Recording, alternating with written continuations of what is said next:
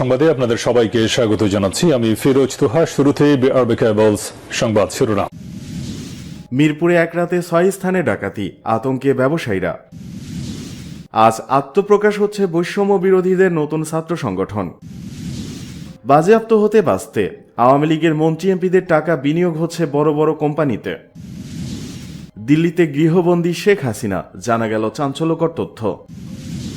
চলন্ত বাসে ডাকাতি, শ্লীলতাহানির ঘটনায় গ্রেপ্তার 4। ঝিনাইদহে চরমপন্থী নেতাসহ 3 জনকে গুলি করে হত্যা।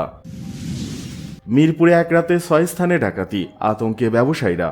রাজধানী মিরপুর 10 নম্বর এ ব্লকের 20 নম্বর লাইনে একদল সংঘবদ্ধ ডাকাত এক রাতে 6টি দোকান ও বাসায় হানা দিয়েছে। সিসিটিভি ফুটেজে দেখা গেছে ভোর রাত 4:20 একটি প্রাইভেট কার থেকে 3 ব্যক্তি নেমে মামুন স্টোর নামের একটি মুদি দোকানে তালা কেটে ডাকাতি করে। তালা কেটে দোকানে মালপত্র ও নগদ টাকা লুট করে তারা চলে যায়। পরে আবার ফিরে এসে শাটার খুলে ক্যাশ বাক্স ও মূল্যবান সামগ্রী নিয়ে গাড়িতে তুলে নেয়। একই কৌশলে পাশের 3টি দোকান ও 2টি বাসায় ডাকাতি চালায় চক্রটি। মামুন স্টোরের মালিক আরমান হোসেন বলেন, সকালে এসে দেখি শাটার লাগানো কিন্তু তালা ভাঙ্গা, ক্যাশ বাক্স ও মালামাল উধাও। পাঞ্জাবির দোকানের মালিক আরিফুল ইসলাম ও সালমান বিরিয়ানি হাউজের মালিক রুবেল মিয়াও একই অভিযোগ করেছেন। একই কৌশলে কাছাকাছি 3টি দোকানে ডাকাতি করেছে একই চক্র। ভোর 5টা পর্যন্ত চলে চক্রের অভিযান। এছাড়াও ওই এলাকায় আরো 2টি বাসায় একই সময় ডাকাতির ঘটনা ঘটেছে। আরেক দোকানি রুবেল মিয়া বলেন, দোকানে ডাকাতির ঘটনায় থানায় অভিযোগ দিয়েছি, পুলিশ এসে আলামত সংগ্রহ করেছে। তিনি আরো বলেন, 28 বছর ধরে এই ঠিকানায় দোকান করছি, এই ধরনের দুর্ধর্ষ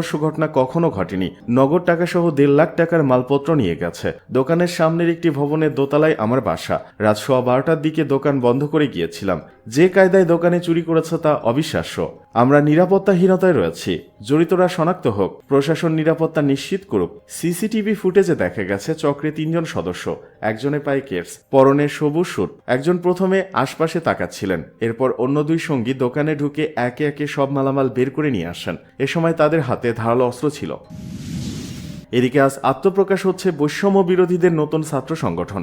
জুলাই আগস্টে ছাত্র জনতার গণ অভ্যুত্থানের নেতৃত্ব দেওয়া বৈষম্য বিরোধী আন্দোলন থেকে নতুন একটি ছাত্র সংগঠন আত্মপ্রকাশ করতে যাচ্ছে। আজ শনিবার ঢাকা বিশ্ববিদ্যালয় মধুর ক্যান্টিনে আত্মপ্রকাশ করবে নতুন এই ছাত্র সংগঠনটি। সংশ্লিষ্টরা জানিয়েছেন, জুলাই অভ্যুত্থানের নেতৃত্ব দেওয়া ছাত্র নেতাদের নেতৃত্বে আত্মপ্রকাশ করতে যাচ্ছে নতুন এই ছাত্র সংগঠন। এটি স্টুডেন্ট ফার্স্ট, বাংলাদেশ ফার্স্ট স্লোগানকে ধারণ করে গঠিত হবে। জুলাই আন্দোলনে সাধারণ শিক্ষার্থী সহ যারা একটি নির্দিষ্ট মতাদর্শ অনুসরণ করেন, বিশেষত জুলাই অভ্যুত্থানের নেতৃস্থানীয় ও দূরদর্শী রাজনীতি গড়ে তুলতে আগ্রহী, তারাই মূলত এই ছাত্র সংগঠনের উদ্যোগ গ্রহণ করেছেন। এছাড়াও এটি লেজুর ভিত্তিক ছাত্র সংগঠন হবে না। নতুন যে রাজনৈতিক দল গঠনের কথা হচ্ছে তার সঙ্গে এই ছাত্র সংগঠনের কোনো সম্পর্ক থাকবে না। আত্মপ্রকাশ করতে যা নতুন ছাত্র সংগঠনের সাংগঠনিক কাঠামো কেমন হবে তা জানতে চাইলে বৈষম্য বিরোধী ছাত্র আন্দোলনের সমন্বয়ক আবু বাকের মজুমদার বলেন, আমরা যে নতুন ছাত্র সংগঠন নিয়ে আসছি তাতে প্রাথমিকভাবে আমরা আহ্বায়ক কমিটি গঠন করতে যাচ্ছি। এক্ষেত্রে সর্বোচ্চ পদের কম হবে আহ্বায়ক, সদস্য সচিব, মুখপাত্র এবং সংগঠক। এই ক্ষেত্রে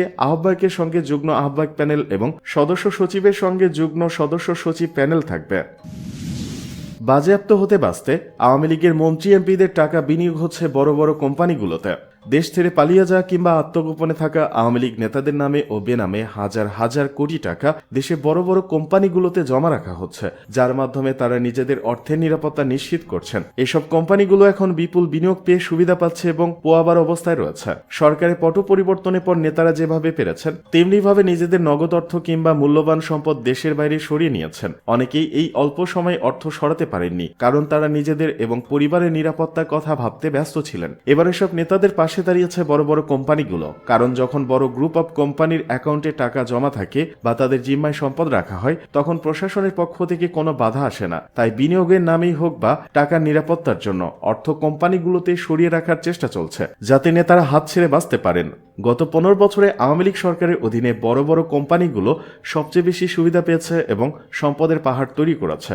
এখন সাবেক মন্ত্রী, প্রতিমন্ত্রী, সংসদ সদস্যদের টাকা নিরাপদে রাখতে সহযোগিতা করার জন্য এসব কোম্পানিগুলো এগিয়ে এসেছে। বিদেশে পলাতক নেতারা দেশে ফিরে না আসলে কিংবা বড় ধরনের সাজার আওতায় পড়লে তখন এসব কোম্পানি লাভবান হবে। এই কারণে এসব কোম্পানিগুলোর অ্যাকাউন্টে টাকা জমা হচ্ছে। এছাড়া নতুন ব্যবসা চালু করা কোম্পানি থেকে শুরু করে ভারত ও আশেপাশের দেশগুলোতে ব্যবসায়ী বাজার সৃষ্টি করা কোম্পানিগুলোর নামও রয়েছে, যারা এসব নেতাদের কালো টাকা বিনিয়োগের ব্যবস্থা করেছে। দিল্লিতে গৃহবন্দী শেখ হাসিনা, ছাত্র জনতার প্রবল জনরোষের মুখে ভারতে পালিয়ে আশ্রয় নেওয়া শেখ হাসিনার ফেরার সব পথ বন্ধ। কথিত নিরাপত্তার চাদর ভেদ করে অনুমতি সাপেক্ষে তার বসবাস।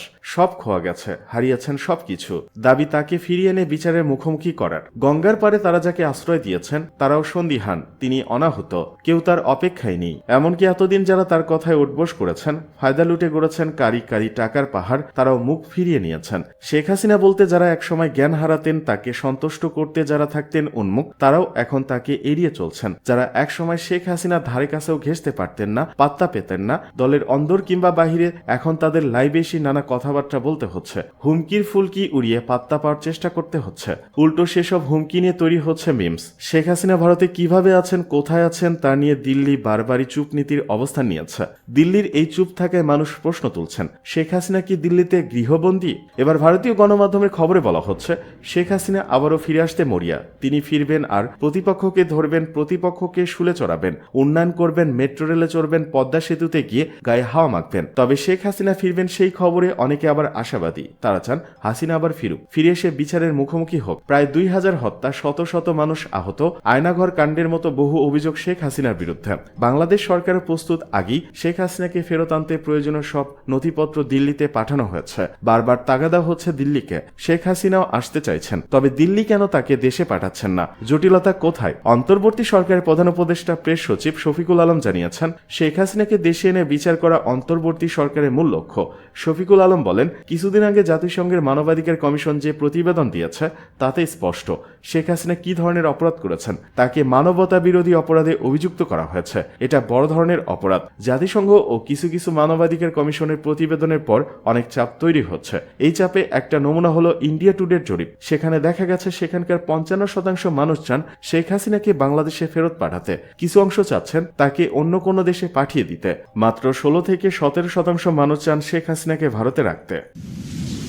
এদিকে চলন্ত বাসে ডাকাতি, শ্লীলতাহানির ঘটনায় গ্রেপ্তার 4। ঢাকা থেকে রাজশাহীগামী বাসে ডাকাতি ও নারী শ্লীলতাহানির ঘটনায় 4 জনকে গ্রেপ্তার করা হয়েছে। গতকাল শুক্রবার দিবাগত রাতে বিভিন্ন স্থানে অভিযান চালিয়ে তাদের গ্রেপ্তার করে পুলিশ। এ সময় তাদের কাছ থেকে চাকু, দেশীয় অস্ত্র, মোবাইল ও নগদ টাকা জব্দ করা হয়। শনিবার সকালে মির্জাপুর থানা পুলিশ বিষয়টি নিশ্চিত করেছে। এর আগে গতকাল শুক্রবার ওই বাসের ভুক্তভোগী যাত্রী ও নাটোরের বড়াইগ্রাম উপজেলার বাসিন্দা ওমর আলী বাদী হয়ে অজ্ঞাতনামা 8 থেকে 9 জনকে আসামি করে মামলা করেন। ঝিনাইদহে চরমপন্থী নেতাসহ 3 জনকে গুলি করে হত্যা।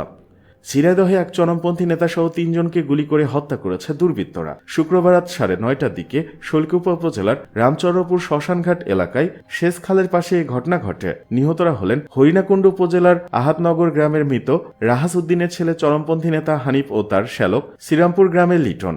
বাকি একজনের নাম পরিচয় শনাক্তে পুলিশ কাজ করছে। স্থানীয়রা জানান, রাত 9:30টার দিকে অনেকগুলো গুলির শব্দ শুনতে পাই। সে সময় আমরা শঙ্কার মধ্যে থাকি। এর প্রায় 1.5 ঘন্টা পর পুলিশ আসে সেখানে। পরে আমরা বের হয়ে গিয়ে দেখি 3 জনের লাশ পড়ে আছে। ঘটনার সত্যতা নিশ্চিত করে শৈলকুপা থানার ওসি মাসুম খান বলেন, খবর পেয়ে ঘটনাস্থলে এসে আমরা 3টি লাশ পেয়েছি। নিহতদের মাথায় ও বুকে গুলি করে হত্যা করা হয়েছে। 2 জনের পরিচয় পাওয়া গেছে। বাকি একজনের পরিচয় শনাক্তে পুলিশ কাজ করছে। তিনি আরো বলেন, ঘটনাস্থলে 2টি পালসার মোটরসাইকেল, একটি ম্যাগাজিন ও গুলি পাওয়া গেছে।